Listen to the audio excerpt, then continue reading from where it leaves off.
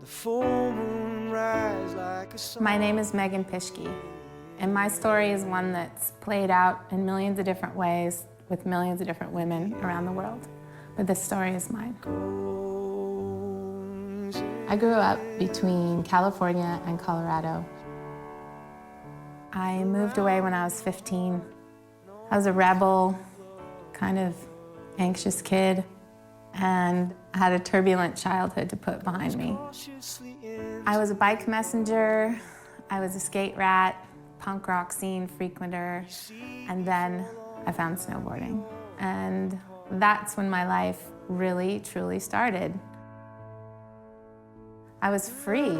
I was free from all the crap that had accumulated in my short life so far. I didn't know how I was going to ride the next day. I just knew I was going to. With snowboarding, I was more challenged, I think, in a positive way than I ever had been. It was really exhilarating for me. Who would have thought by traveling around the world and meeting new people and doing something that I really, really loved would allow me to get a paycheck? Through the sport of snowboarding, I met amazing friends, lifelong friends, and my favorite person of all, my husband, David.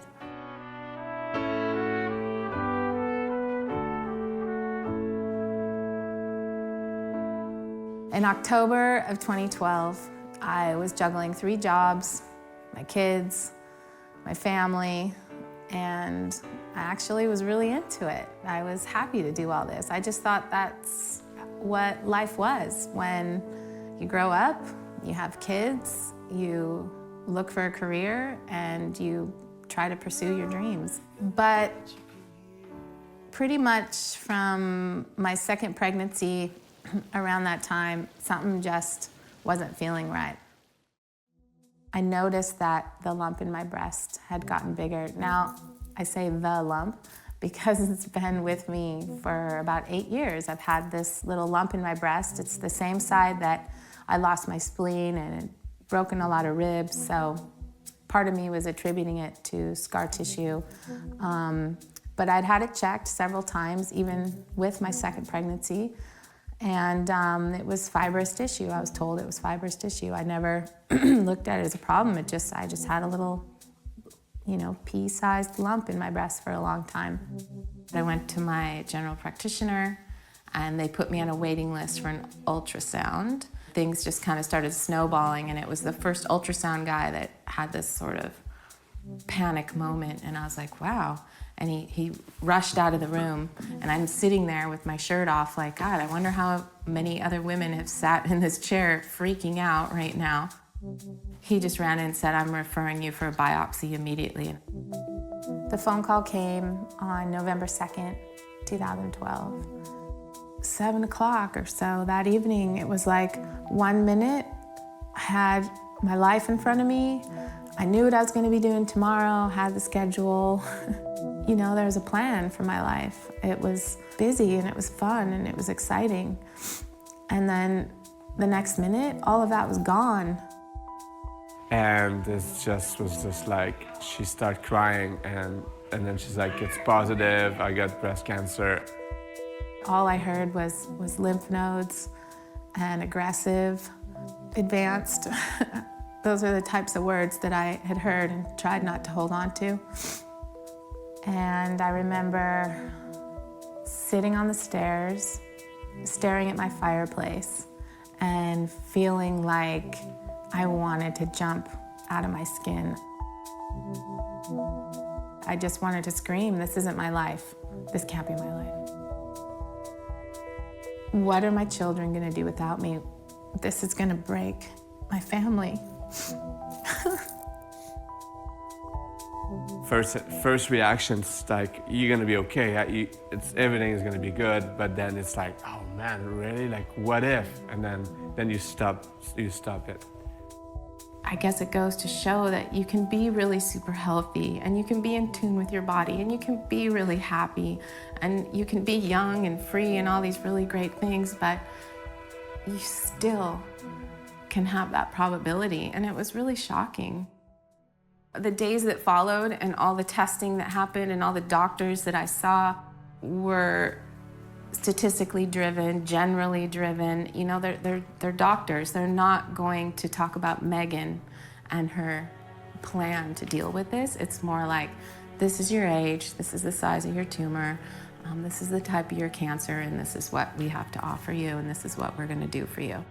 I went to people that I trusted the most with my health, my naturopath, a craniosacral therapist, my chiropractor, and I went to these people and asked them what they thought. I just did my best to gather all the information and create a plan.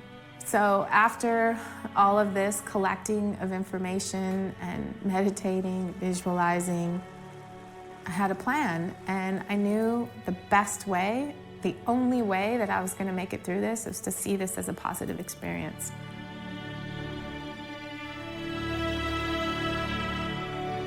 I feel like I've gained a lot of valuable knowledge about breast cancer over the years. I've worked closely with a foundation for the past 15 years that was founded by some of my close friends.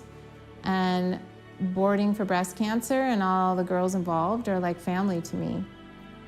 I've been inspired by their programs that talk about the importance of early detection and a healthy, active lifestyle. And I've seen the power in the work that is being done to educate young women and girls through community outreach and all their events, as well as my own contribution of organizing wellness retreats for breast cancer survivors. Crazily enough, I was diagnosed just 1 month after hosting a retreat.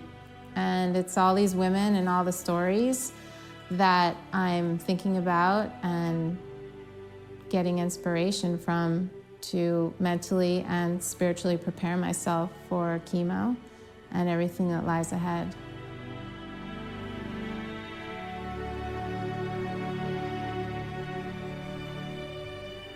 On December 11th, 2012, I went in for surgery. I actually don't mind that my breast needed to go. I feel really grateful that I was able to feed my children with them, but if it's gotta go, it's gotta go.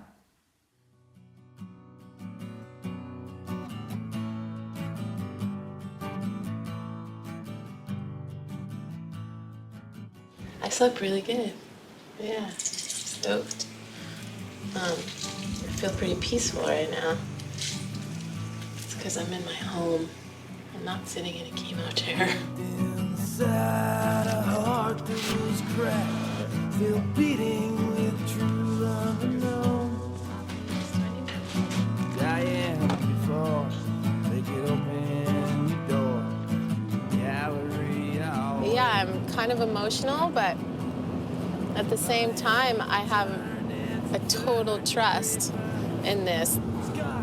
When I'm doing these cold caps, I feel awkward in there, you know, trying to save my hair when other people maybe didn't have that choice or know of the option.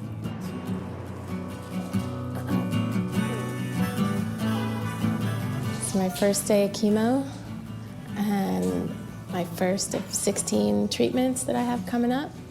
I'm super stoked because at the end of the day, that means I only have 15 more to do.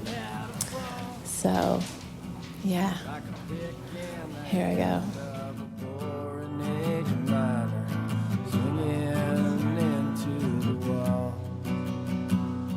Your hunger pains grew, you fed your spirit instead. Your belly, it would have to wait. Didn't hold a brush till you're 30 years old. Some say it's never too. David's under a lot of pressure. He'll pull it though. He's good under pressure. Well, we need to do one cap for 20 minutes, switch it for 20 minutes. Another So cap. that's the second cap. The third cap starts, and then 10 minutes after, that's when you will start The infusion, ideally. So Ideally. So if you tell me right now, like, okay, we're gonna approximately do it in about 50 minutes, then I'm gonna put her one right now. and then you can keep talking, you know. I would put it on right now. Okay. I mean, I have other patients today, so exactly. if I can maybe do it in like half an hour instead of 15 minutes, if I can start. I think you should pushing do it. it now. I'll do it right now Just do because it. it's Yeah. really a timing thing.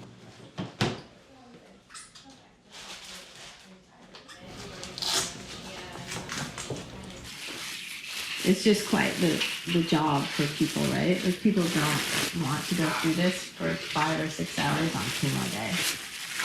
So you're gonna start with 4 cycles of AC, and then you're gonna move to paclitaxel. AC is the one that has more of the nausea. Don't worry, you're not peeing blood. It's just the color of the medication. Hair loss you know about. Mouth sores can occur a few days after you get your therapy. Diarrhea may occur. Numbness and tingling and joint pain. When the southern sun broke you wide open, did you feel your wishes come true? Whipped by the wind, again and again, this life is killing you.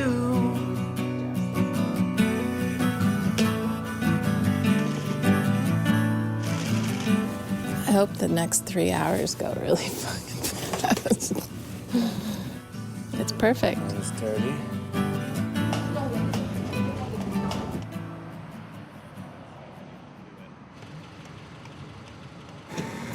And I'm really nauseous. I think it might be it.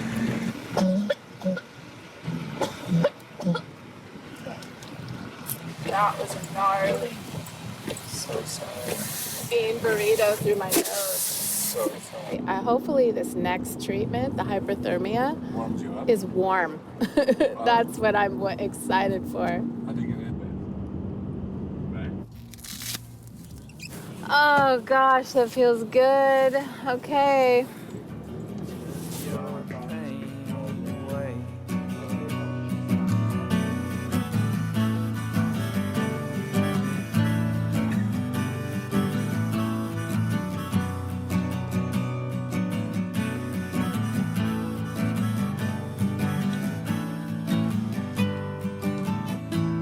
Just come in the car, and if you have to be sick, it's okay. You can be sick in the car and pull over. Okay. Okay. I got this. I got this. Let's do this.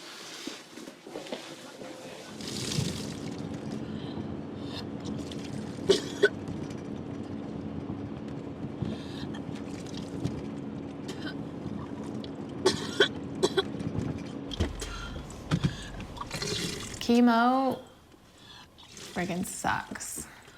But I knew it was gonna suck. I heard it was gonna suck, but I think I really tried to go in there with this frame of mind, like, I don't know what my story is, but the story is I was puking my brains out in less than 2 hours after they injected me with the first injection. It was almost like I was huffing paint in a bag. I just tasted all these and smelled all these chemicals, and then at the same time, somebody is slamming my head in a door.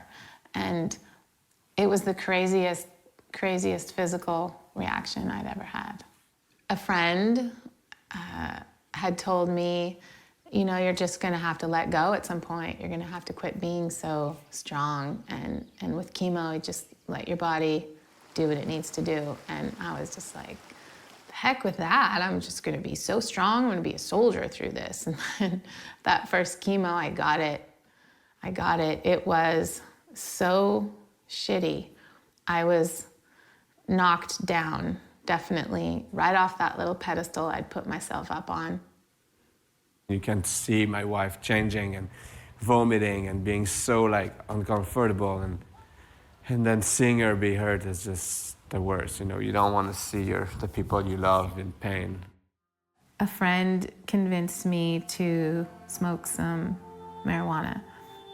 I went straight from the toilet, smoked the pipe, and it took me about 3 minutes until it hit me, and I had zero nausea. I actually slept for 2 hours. The first time in over 24 hours I slept. I woke up with just a little bit of nausea, but I had an appetite, so I was able to eat toast, eat some soup, keep it down, I smoked more, and I ate more and I slept more, and that was kind of my routine for the first 3 or 4 days after chemo. What really blew me away was that the marijuana ended up being about 1/8 the cost of the anti-nausea meds. You say the word cancer and everybody cringes, and I didn't want any cringing. I didn't want people to feel sorry for me, to feel sorry for my children, my family. I remembered hearing about some caps that you wear during chemo to keep your hair. Basically, you freeze these gel caps on dry ice and you put them on your head and you Velcro them onto your head, basically freezing your scalp and your hair follicles and keeping it frozen during the whole day of chemo doesn't allow the drugs to get into your hair. You do them about every 20 to 30 minutes before treatment, through treatment, and you continue for 4 to 5 hours after treatment. I swear I feel frost coming out of my nostrils. You know, I was kind of wondering why my doctor hadn't told me about this, why I hadn't heard about this. And I know my wife, I mean, she wasn't going to do only what the doctor says. But once we got into it, I really got it. I would say, you definitely need a partner to do this with you. There's just no way that I could have done this on my own, or anybody could do this on their own. You need somebody who's really dedicated and who's going to carry you through all those intense moments. David, I call him my king of caps. He really stood by me and really said, okay, you wanted to do this, let's do this. And so he did it for me, basically. Part of me really held on to this little fantasy of being done with all of this, getting through this year of intensity and still having my hair and being able to walk away feeling a little less damaged.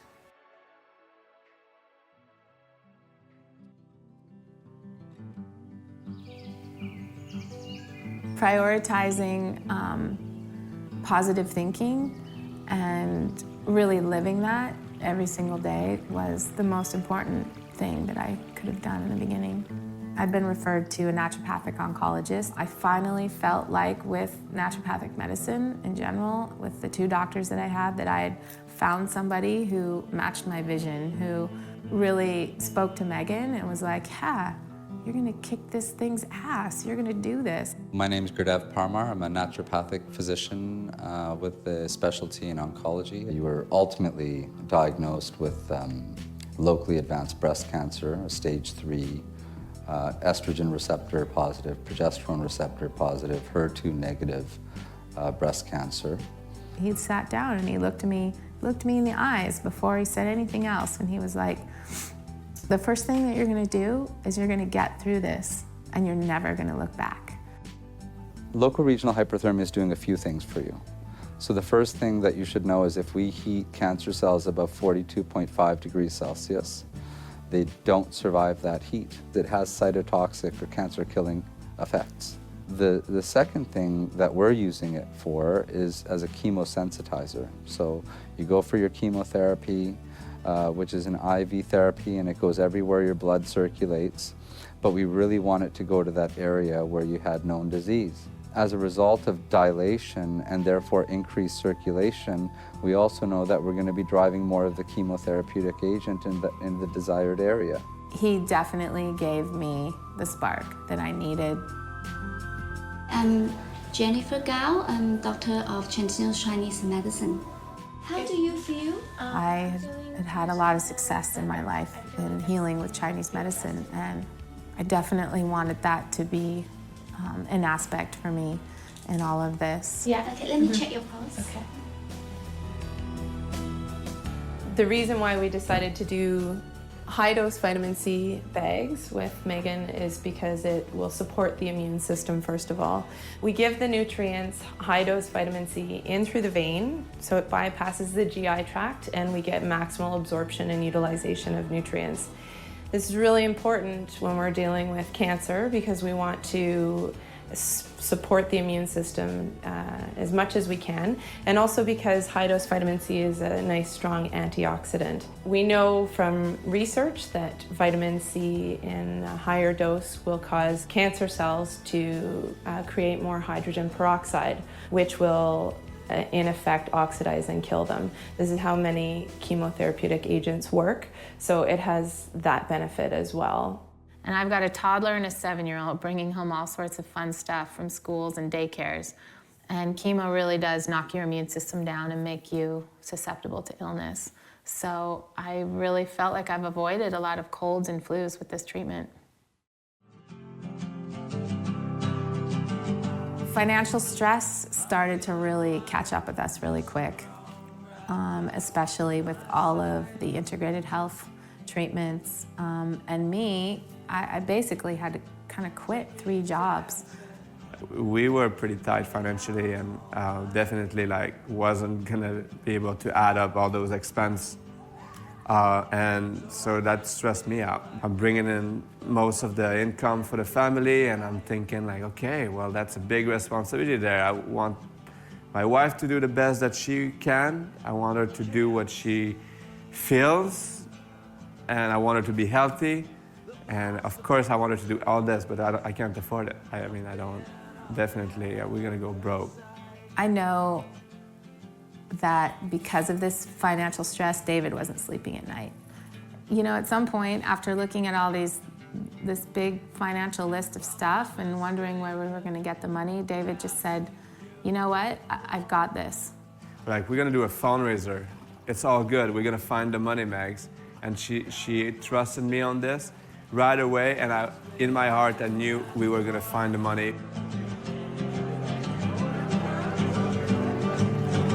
Like you've been locked tight, still it bothers me.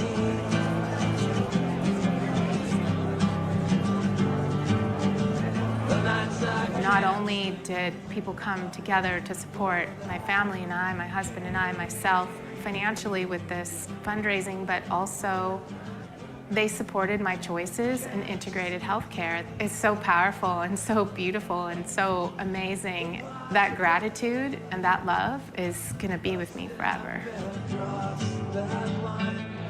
Hi everybody, thank you so much for coming here. I can't even tell you how much it means that everybody that's here, it's coming right here, and I don't know what to say right now. Thank you very much, everybody.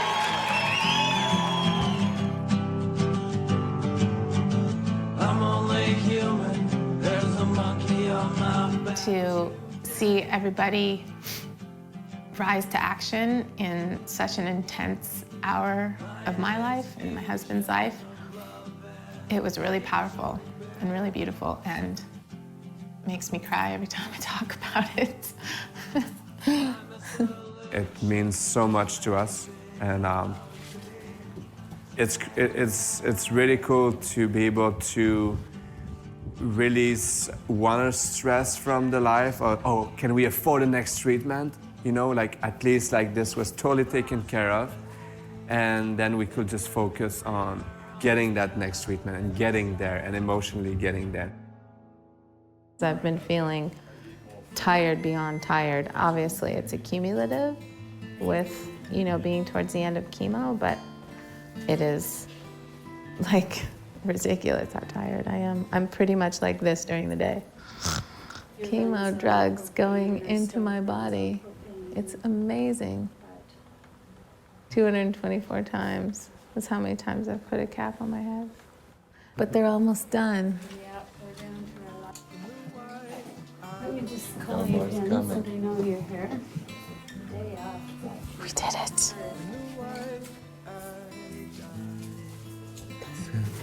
Thank you so much. Thank you for everything. I'm gonna cry all day, so. Thanks, David. No. 2 more caps to go. Is it? You forgot shoes? You're amazing. Okay, last cap is coming off.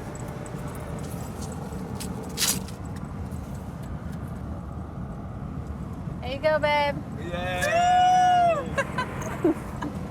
Put that with your gloves. My God, it's done. We don't have to do any more. So happy. That's kind of crazy. I was kind of getting used to that routine. Oh yeah, you get a full head of hair. It worked. Okay, so this is... Okay. I don't know if it worked. You're done.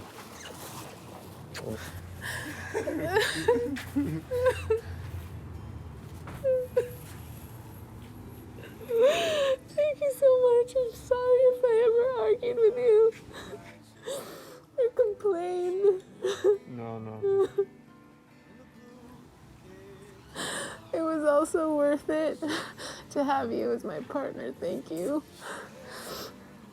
I can't believe it was just a minute ago when I said, holy shit, I've got 6 months.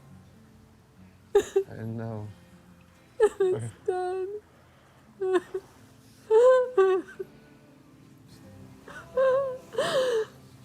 I'll never go through this again. I'm so grateful. Thank you, babes.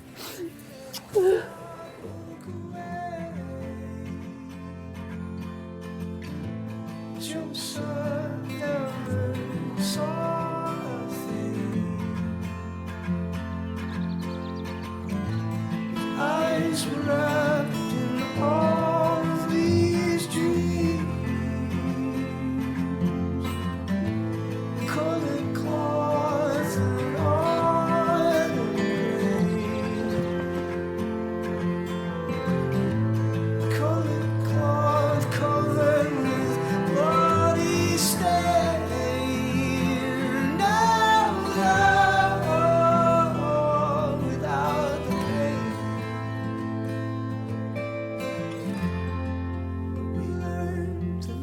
Here I am, 18 months out from my cancer diagnosis.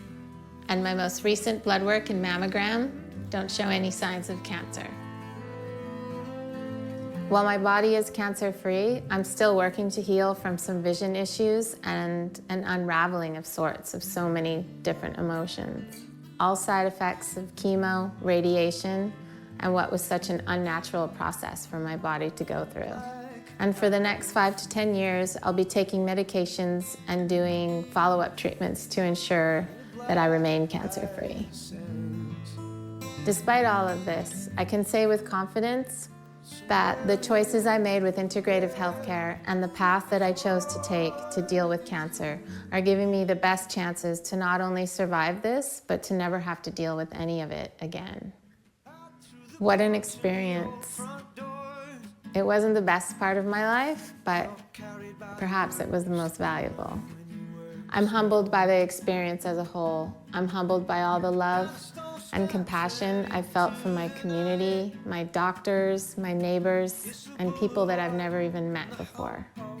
I'm forever grateful for my husband, David, and my children and my family, and how through all of this, we've managed to become even closer. I know I will always have scars to remind me of these times, and I would be lying if I said that I didn't have moments where fears and insecurities are lingering. But all I need to do is remind myself of the miracles that went down this past year. Some may call me crazy, but I believe my experience with cancer has been a gift. I've witnessed a lot of young women go through incredibly trying times and overcome so much with cancer. And now with my own experience, I'm inspired to share this story and provide a little ray of hope, even on the cloudiest of days. You can hurry home to mama and to your house doors.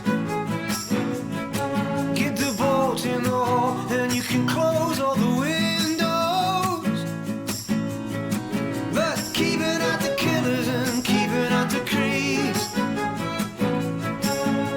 isn't keeping out the doubt and the disbelief. As they look for God in every hole, you can see her on the porch, listening to the